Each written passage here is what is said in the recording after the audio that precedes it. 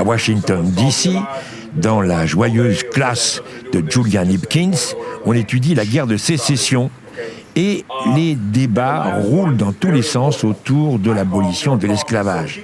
On devient banquier, esclave, planteur, petit paysan blanc. Chaque élève défend ses intérêts et son bout de gras, c'est vivant et c'est stimulant. His textbook is so refreshing to so many of my students because they are so used to learning about U.S. history in a certain way, learning about Christopher Columbus, he discovered America, the founding fathers, but Howard Zinn brings forth a lot of the things that happen in the United States that aren't in your traditional textbook. Voilà Julian Hipkins, qu'on voit dans notre film, une histoire populaire des États-Unis qui vient de sortir, et 13 ans après, Julian Hipkins est venu avec son épouse, Barry, à Paris pour la sortie du film. Flight number 2, arriving from New York. Julian. Yes, sir. Ça va? Ça va bien. All is okay? Everything. Wonderful trip to Paris. Wonderful. La dernière fois qu'on s'est vu, c'était il y a 13 ans, à Washington, dans ton lycée. Yes, and that was a wonderful day. I'll never forget it. Right now, it's like déjà vu, because you interviewed me then in my classroom, and now I'm in your classroom. So it's wonderful to be here. Alors, depuis, le temps est passé, et on a fait ce film. Et est-ce que tes élèves, qu'on avait filmés à l'époque, ont vu le film, ou est-ce que tu leur en as parlé? Yes. I posted it on social media. And many of the students who were in the scenes, they began to share the post with their friends and family. And many of the students, they said it was a great history class, and they said you were a great teacher. I really appreciate that, and so that was very nice to hear that they still remember it. Et eux, c'était des super élèves aussi? They were. Actually, that class, I would say, they were the most challenging group that I had. For me, I feel that sometimes the students with the most energy are the most rewarding classes, which you saw in the film, with their energy and they were excited. Ce qu'on a vu aussi, c'est dans ton enseignement, dans ta classe, dans ton cours, c'est très physique et très oral. C'est pas sage et on écrit et on se tait. C'est très vivant. We're learning together. So, for example, that class, they had so much energy and so much spirit. I really had to navigate how to let them be themselves while also providing a framework for learning. So that class really made me a better teacher by having to figure out a way to not, indoctrinate them, but to let them come to their own conclusions in their own way. So it was really the most rewarding class that I've had. Mais dis-moi, alors toi tu suis le Zinn Education Project. Est-ce que tu peux résumer ce que c'est le Zinn Education Project? Sure. The Zinn Education Project focuses on, of course, A People's History in the United States by Howard Zinn. Mm-hmm. And the way I was introduced to it when I started teaching using A People's History in the United States for my U.S. history class, they have lessons online that connect with chapters in the book. Est-ce que tu as eu des réticences de la part de tes étudiants? Parce que c'est quand même une orientation politique, idéologique. Est-ce que tu as des étudiants qui disent « Nous, on ne veut pas de cette orientation-là » No, never. And particularly that class, out of all of my classes, they really took to it the most because they were really outraged when they learned that the information I was sharing with them was in fact true and that they had never heard of it before.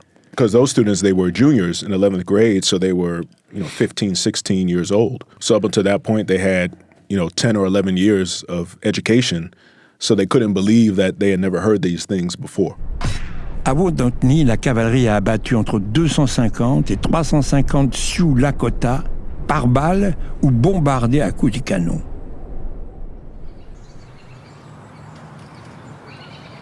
Une histoire que quelqu'un comme Lauren Cooper n'a pas forcément appris à l'école.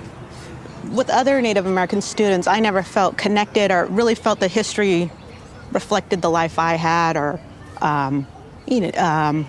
was just put Native Americans as other. And what's most important in Central is development and progress. And it was, I'd just sit there and wait for the moment to pass because you just you just heard about how the Indians had been tricked or pushed aside, or they weren't strong enough to defeat the troops. And that, I think, gives kids, certainly gave me, sort of not a high sense of yourself and who you and your family are. So when I read A People's History, I felt like somebody was finally speaking my story, giving me a space in the curriculum, giving me a space in the history. Zine a redonné une place dans l'histoire à Lauren Cooper, à elle et à tous les oubliés de l'histoire des États-Unis. Comment tu peux résumer cet enseignement? I would say teaching multiple perspectives on any historical event, because that's what A People's History is. It teaches history from the bottom up and not the top down. So it teaches about what regular people were doing during historical events and how were they fighting back to make the country a better place in their own way. Je regardais le site de Zine Education Project. Je vois que vous traitez tous les sujets autour des sujets d'actualité. C'est-à-dire qu'on parle du Venezuela, on parle de Gaza, etc. Toi aussi, tu as toujours suivi l'actualité à la demande de tes étudiants, ou bien c'est toi qui choisis les sujets? I guess, fortunately and unfortunately, the current news cycle provides many opportunities for historical reflection. So if I just finished teaching about the Constitution and something comes up about the president trying to change the Constitution or violating the Constitution, it's perfect timing for me in my classroom or in a teacher's classroom to just continue talking about it. Il y a 13 ans, quand on s'est vus, c'était intéressant, c'était bien, etc. Mais aujourd'hui, cet enseignement-là, c'est de la résistance, ça relève de la résistance. Correct. Like I said to the students today at the high school, we were talking about different ways to resist and resisting in whatever aspect or talent that you have. And I said one of the ways that I'm resisting was being with them today, spreading information about A People's History, about Howard Zinn and that type of teaching. Since I'm an educator, I'm resisting by educating in a way that opens people's minds and perspectives. Qu'est-ce que vous avez comme pression de la part du gouvernement Trump? J'ai vu qu'il y a 60 établissements d'enseignement qui ont des financements au niveau fédéral et qui sont menacés par Trump, menacés de fermeture ou de réduction de budget. You know, the current administration, they are very focused on erasing history, literally erasing history. Taking down signs, removing historical plaques, removing exhibits from the Smithsonian Museum, and even January 6th, they're already trying to rewrite that. And then even a few weeks ago in Minneapolis, they tried to rewrite it and say that the people that were killed were the aggressors. So with the video, so they're not even waiting until years later. They're doing it immediately in real time. It's very clear that this individual was harassing and impeding law enforcement operations. Our officer followed his training, did exactly what he's been taught to do in that situation, and took actions to defend himself and defend his fellow law enforcement officers. The woman was very violent. She's a very radical person. Very sad what happened. People can't be treating law enforcement that way, whether it's ICE or Border Patrol or our police and men and women. You can't do that. Tes étudiants dans ton université, est-ce que les étudiants sont en conflit les uns contre les autres? Est-ce que tu as des étudiants qui sont plutôt du côté de Trump et d'autres qui sont plutôt du côté de l'autre côté? I would say most students I come across, they say they're against Trump. Or I have talked to some students that say that they like him because he's, they say, a very direct, and he says how he feels immediately. So for some, mostly male students I've talked to, they say they really like that about him. And I would say oftentimes in the news, this is one of my, I don't know how to say, pet peeves when I hear this in the news, is that when President Trump does something, people say, that's not American, that's not us.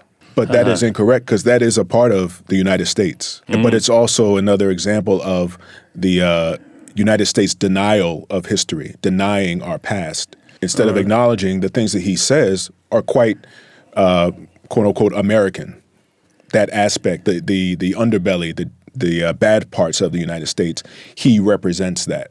But it's easier to ignore that instead of grappling with it and say, okay, let's identify this issue. Just like if someone had a very serious illness, if you ignore it, it gets worse. Je voudrais qu'on parle un peu autre chose. J'ai trouvé une histoire sur Howard Zinn. Tu dis, on s'inspire de la base et de l'histoire par le bas, etc. Il y a une histoire, c'est comment Howard Zinn a fait son premier master. C'était avec Ludlow, avec le conflit de Ludlow, qui était une grève en 1914 et qui a été réprimée dans le sang. Et Woody Guthrie a fait une chanson sur Ludlow. Et c'est en entendant la chanson de Woody Guthrie que Zinn a eu l'idée de travailler sur cette histoire.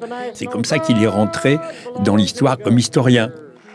It was early springtime and the strike was on. It drove us miners out of doors, out from the houses that the company owned. We moved into tents up at old Ludlow. I was interested because I'd been a shipyard worker from the age of 18 to the age of 21 and had joined a union. And one day I heard a song by Woody Guthrie called The Ludlow Massacre, a dark, haunting, powerful song. And that led me to look in a library about this event, which nobody had ever mentioned in any of my history courses, which no textbook of mine had ever mentioned. I made a run for the children, but a firewall stopped me. 13 children died from your gun. Et c'est comme ça qu'il est devenu historien, mais en partant d'une chanson entendue à la radio, probablement, sur cette histoire. It's connected to what I was saying earlier about the students, where we were talking about anyone can lead a movement, anyone can contribute to a movement. So a songwriter, a painter, sculptor, they can create something that can inspire someone to become a writer or to become a leader, a public speaker just through their artwork. Even though they themselves might not be a good speaker, they can still contribute to a movement through their art form. There's a famous painting, I forget the name of it, but the painting it inspired the creation of the national parks in the United States. Because when people in Congress saw this painting that this painter showed of the West, they were so taken aback by its beauty, they said, oh, we have to preserve this area. So a painting was one of the major motivators to create the national parks. Je reviens à l'engagement de vos élèves, à l'engagement du Zinn Education Project. Je vois que vous luttez contre le Columbus Day, pour la disparition. Oui, mais c'est quand même très grave.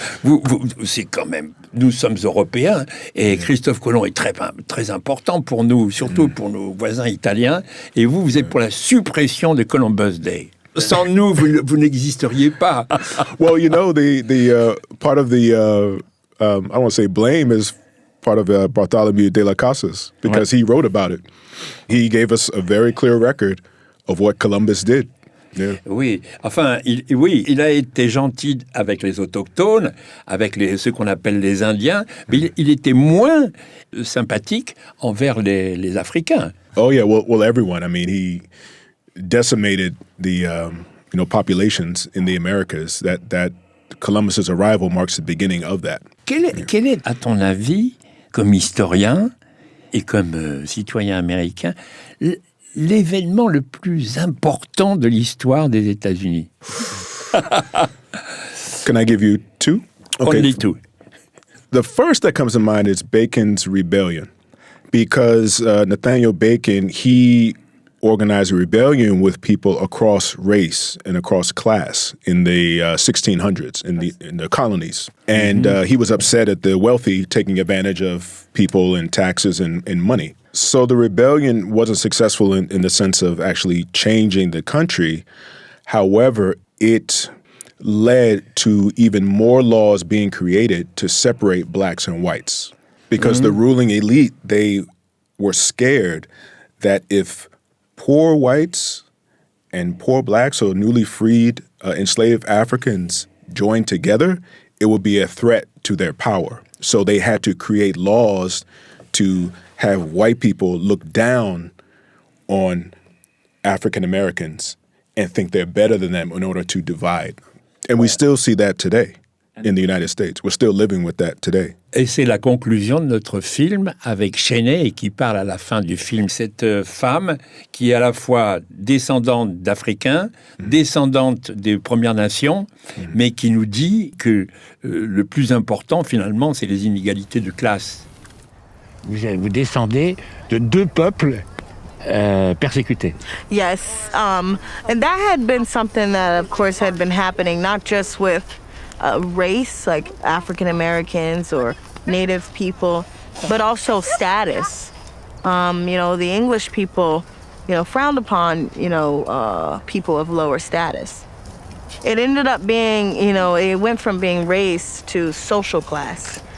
So the poor of the white and the Native and the African American sometimes would all intermarry because they were on the same social status a lot of times. But a lot of times what happens is, even in that social class, those white people would always still try to make themselves seem the highest of the social class. And that still happens today. I teach that to my students because sometimes they feel that the way the United States is, it's almost like it was created that way. That's the way it's been the whole time.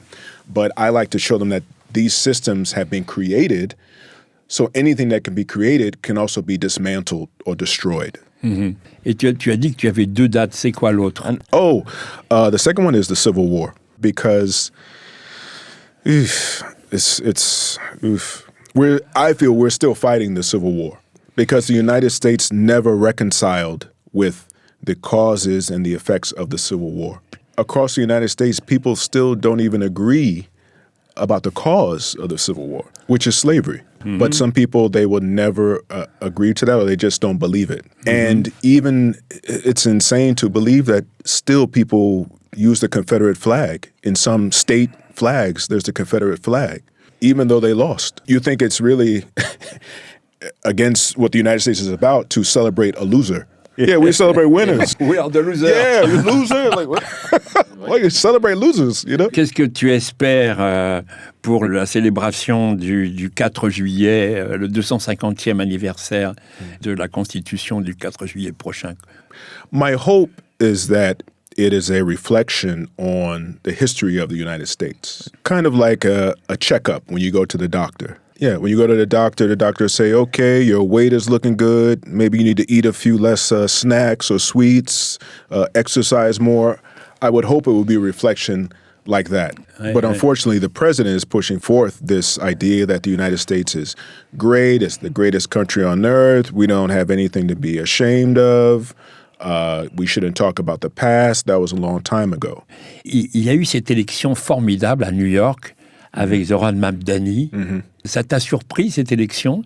Oh, I loved it. I was so excited. I really like him. I like his energy, and I like the strategy he used to win. His campaign strategy with social media and his speaking engagements and the way he approached voters was fantastic. And I love how he initiated the meeting with the president. I think both President Trump and I, we are very clear about our positions and our views, and what I really appreciate about the president is that the meeting that we had focused not on places of disagreement, which there are many, and also focused on the shared purpose that we have in serving New Yorkers. And I've been called much worse than a despot, so it's not that insulting. He asked about your comment calling the president a fascist. Are you affirming that you think President Trump is a fascist? I've spoken about... That's okay, you can just say yes. Okay, So. all right. Okay, Yeah. it's easier.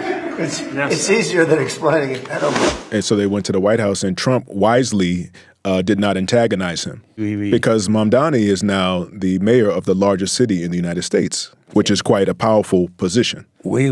Il y a un mot qui est apparu qui commençait à apparaître déjà auparavant avec Bernie Sanders. C'est un mot pornographique que je vais prononcer, qui est socialisme. Et avec Mamdani, on l'a vu apparaître à nouveau.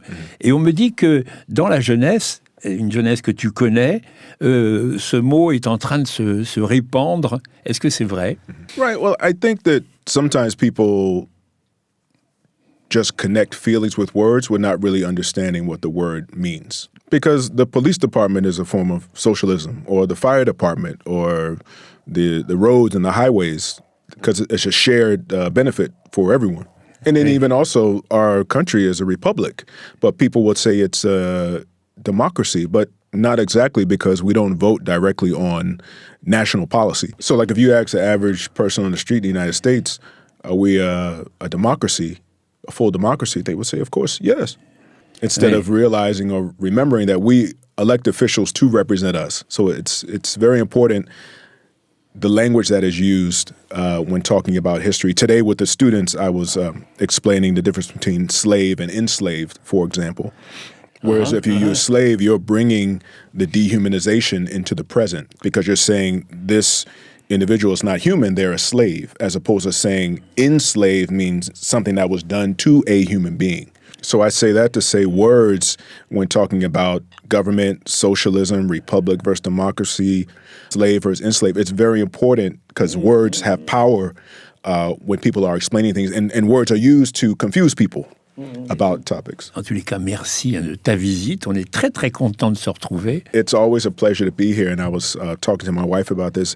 I've been to France and Paris in particular at many different stages of my life. So the first time I came here was I was very young. I was 26, so I was enjoying the Parisian nightlife. And then I came here many times with students to learn about Normandy and D-Day. And then in 2024, I came with my wife and my daughters as a parent to share some of the information that I learned during my trips. So I've been as a young single guy, an educator, and also a parent.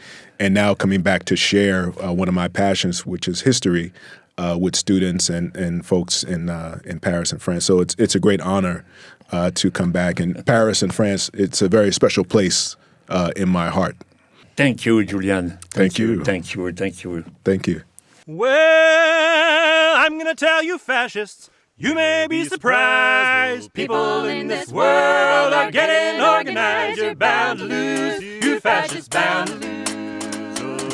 Oh, you fascists bound to lose, bound to lose. Oh, you fascists bound to lose, bound to lose. Oh, you fascists bound to lose, bound to lose. You fascists bound to lose. Don't matter where you come from, nor the color of your skin. We're standing arm in arm. We won't let those fascists win. You're bound to lose, you fascists bound to lose. Oh, you fascists bound to lose, bound to lose. Oh, you fascists bound to lose, lose, lose. You're bound to lose, you fascists bound to lose.